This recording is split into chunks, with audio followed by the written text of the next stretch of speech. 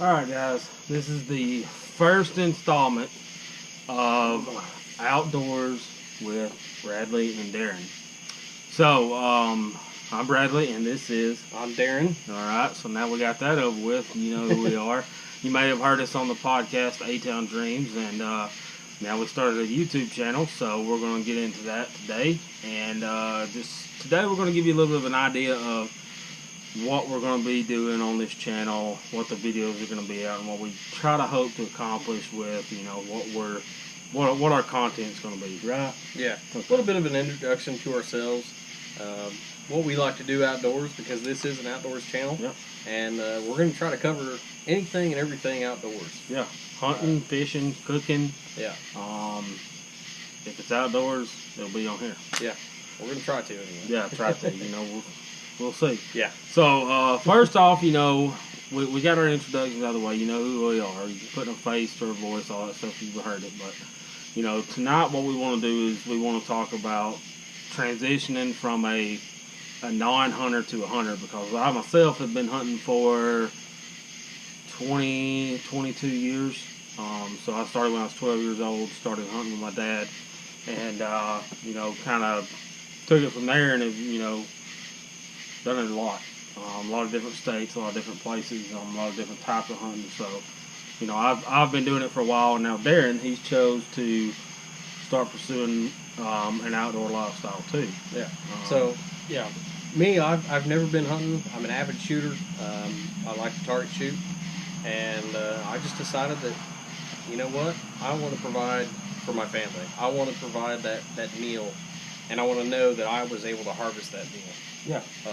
I was able to harvest that meat, whatever it is, you know, and you know what, even on this channel, we might talk about some gardening a little bit, because I know you do a little bit of gardening. I do. This year was a little different. I dabbled. This year was a little different. I had shoulder surgery. My wife had knee surgery, you know, right about the same time frame, so didn't really get into it this much, but, you know, we have done it before, and, you know, next year I hope that we're both healthy enough to where we can have a much larger garden and, you know, provide those vegetables go along with the meat that we harvest in the winter season. Yeah, definitely. That'd go real good. Yeah. So moving along with the first topic tonight, transitioning. So like Bradley just said, he's been hunting for 22 years. I myself have sat in the woods. I haven't killed anything yet. I haven't harvested anything, and I want to transition. So my family has a piece of property that they've let me, they've allowed me and Bradley to hunt. Yep. So we are going to try and harvest a deer this year. We've actually got some pretty decent bucks on camera last year. Yeah. You know, we put cameras out, and, you know, when we're not hunting, we can actually see what's going on. And last year we did have a couple good bucks on camera. We weren't able to get close to one, mainly because, you know, as Darrin said, he's kind of a novice hunter at this, and I'm more of a seasoned hunter, and he likes to go, you know, where he's not alone and everything. And I didn't really get to go much last year. We had a lot going on in work. I think I stepped foot on my property in South Alabama 3 times maybe, and then I spent a week in Kentucky. So, you know, not as much hunting as I'd like to do, but we did get some, and I did harvest a big size 6-point and then a real tall 9-point in Kentucky. So I was lucky enough to harvest 2 animals, and, you know, hopefully this year it'll be a lot more, and hopefully Darrin can get his first, and, you know, get his face bloody as tradition so calls for.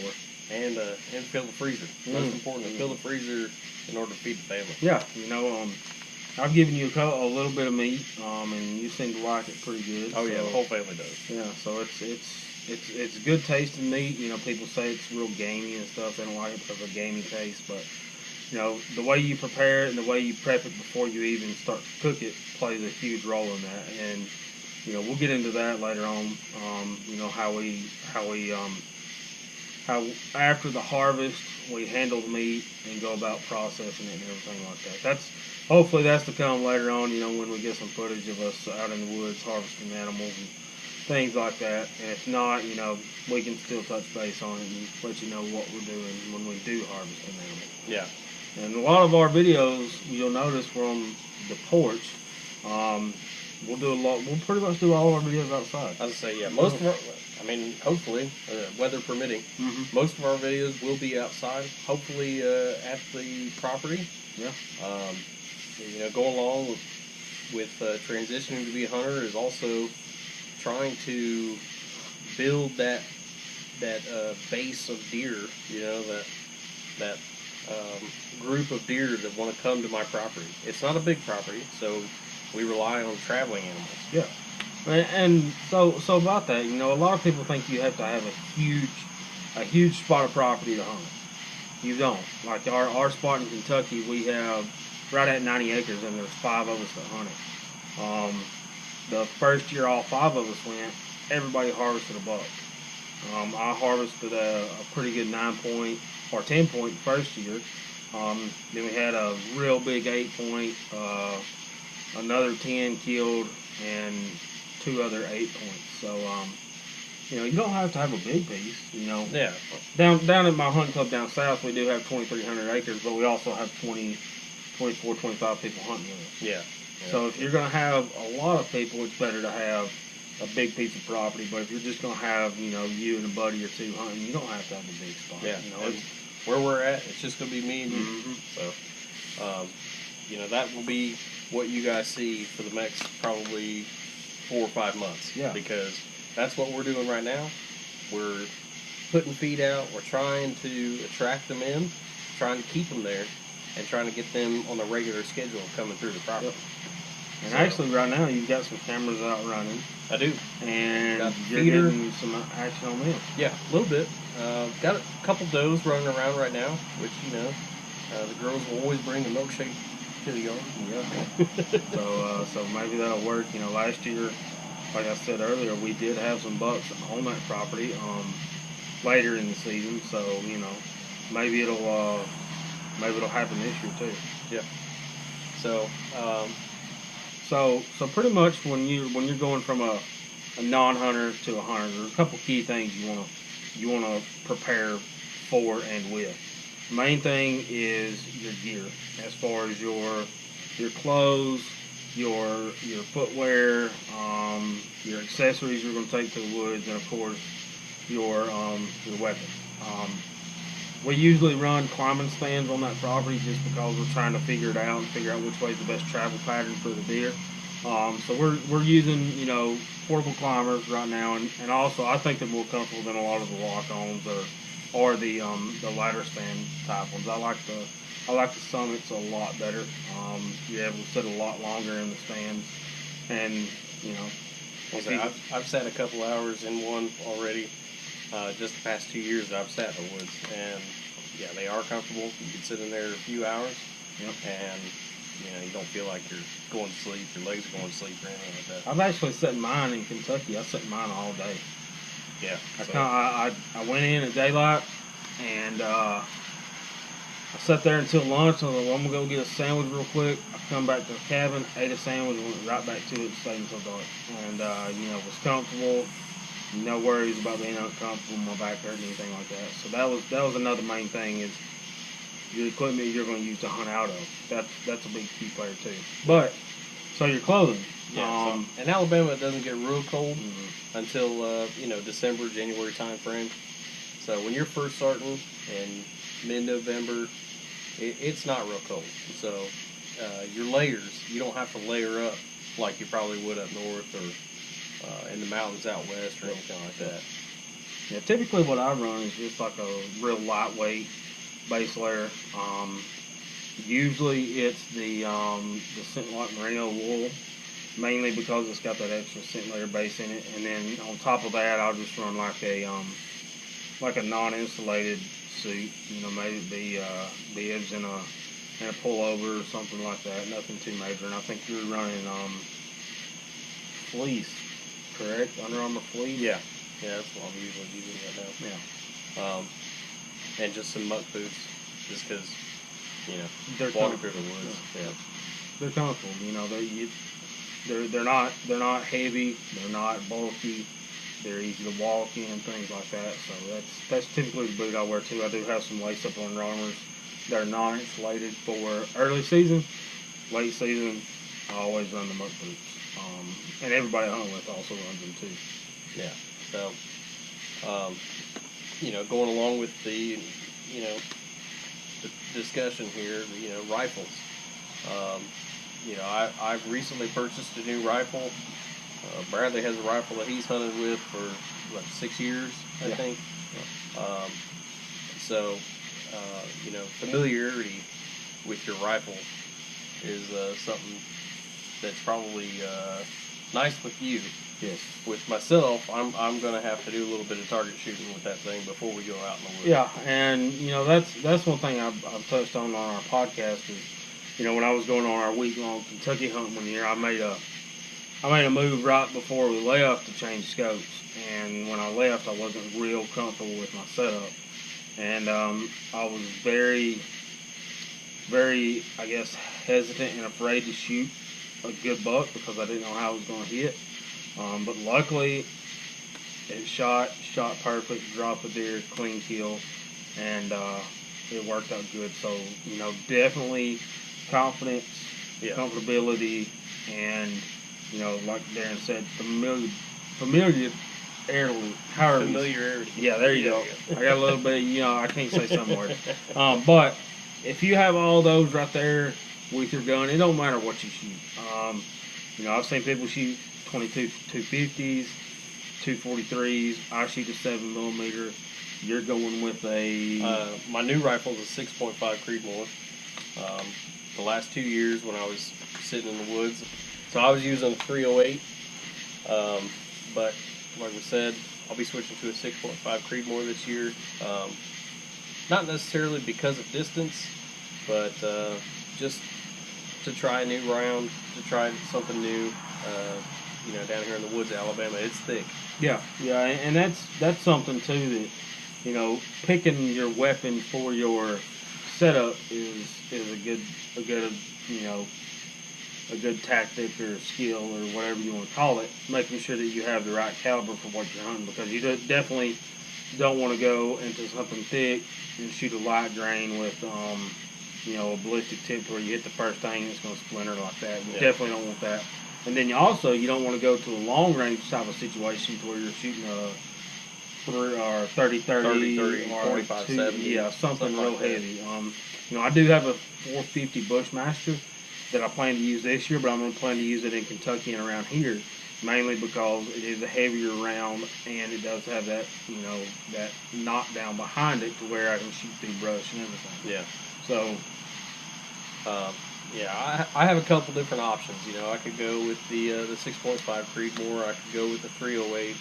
I do have a 45-70 and a 30-30 that I could also use if by some chance when I go to make that first kill, I miss because of trees or brush or anything like that. So that we'll have to cross that bridge when we come to it. Yeah, and something that I heard about the other day is somebody asked me, is a 30-30 a good round to kill a deer with? I was like, yeah. I myself, a lot of people. Yeah. When I first started hunting, I was hunting with a Winchester Model 94. That's what I hunted with, straight iron sights and just using the cheap box of Winchester, $13 ammo, going out there and sitting in the pines and everything and trying to hunt deer. And, I was able to kill, 3, 4, 5 deer with it until I got my next rifle, which is a 30-06 that I used for a while and then transitioned into a 25-06 and then a 308, and now I'm running 7 mag. Yeah, so that'll be something that we cover probably a little bit closer to deer season. We do have dove season coming up. Yeah, it actually opens in 20 days, something like that. Yeah, 20-something days or around 20 days. Yeah. So we'll try to take you guys along with us. We'll try to get out there in the fields and see what we can do. Yeah, it'll be my first time.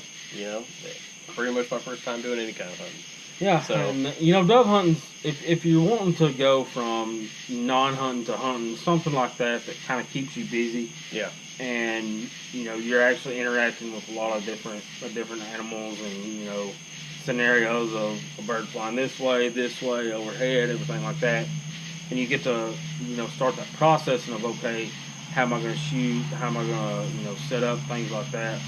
Dove season is great for that. Yeah. It keeps you busy, and that's what, a lot of people say, like when they're trying to take a kid fishing, take them pan fishing because it's easier. You're not having to just sit there and cast and cast and cast and trying to catch bass. Pan fishing, you can throw it out there, and it's usually fairly quick. Yeah. Keep them entertained. Same thing with dove season. You got a lot of birds flying.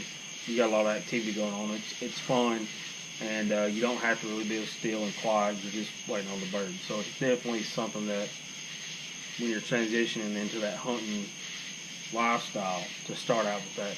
I recommend don't just start off deer hunting because you'll be like, oh my God, it's so boring, I hate it. Well, that's what I started off in, and I've bit the bug. I want to get into it. Yeah. I'm excited. Yeah, so to we'll me, take you guys along for the ride for sure. And it'll be a ride for sure. Yeah. So what we can do is, I may not always be with you and you may not always be with me, but we both have, the camcorders, the cameras, thing, whatever you want to call them, where we can both do the filming. Yeah. And then take and edit it. Yeah. It won't always be both of us.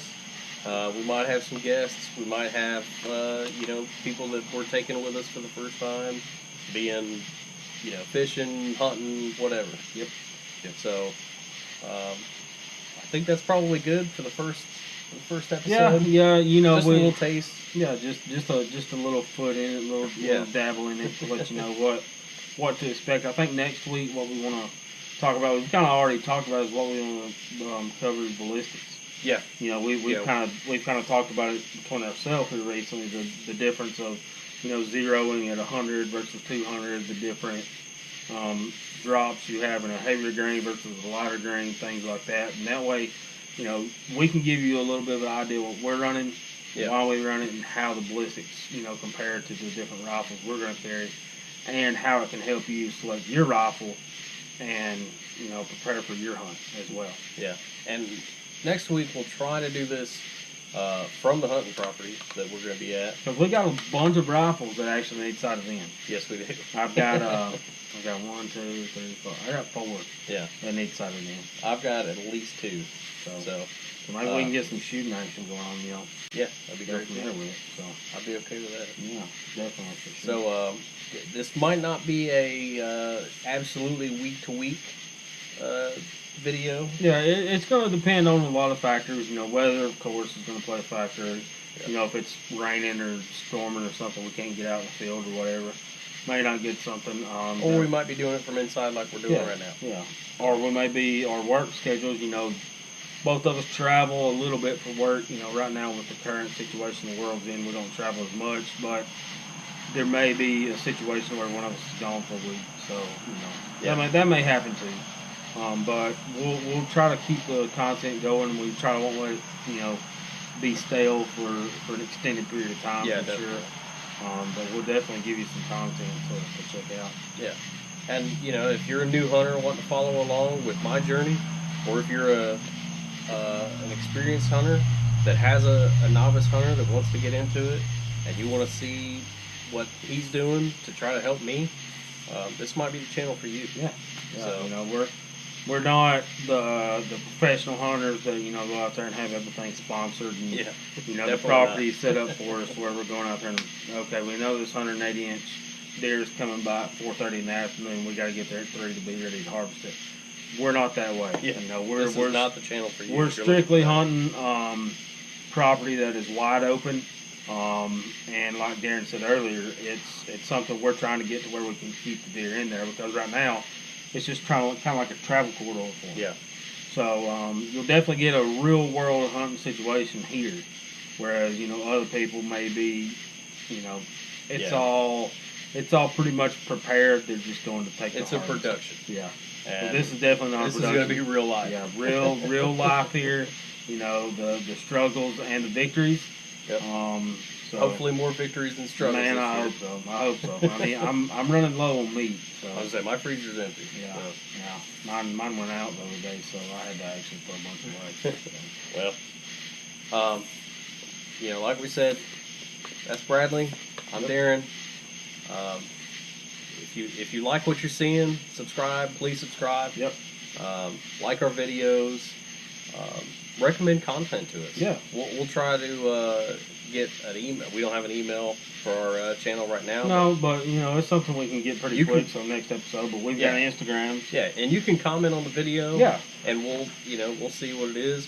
Yeah. If there's something that from either side, be the novice side or the experienced side, that you're curious about or want to know some information on, for sure, drop a line. Yeah, comment. And we can definitely help with that in the way that we would try to approach it. Yeah. So for now, I think that's it for the first episode. Go check out our Instagrams though. Mine, Outdoors with Nug, and mine's my personal DJ Boyer 85. I'll try to post some more content, and I might be starting a new Instagram. So that's kind of what I did. I have my personal one, that I have my outdoors one that I try to promote and have a bigger audience. Yeah. Than my personal one. That's kind of just family stuff. My other one is outdoors, fishing, hunting, cooking, things like that. Yeah. So we'll try to keep you guys up to date on what's going on with us, and we'll see you next time. Yep. See ya.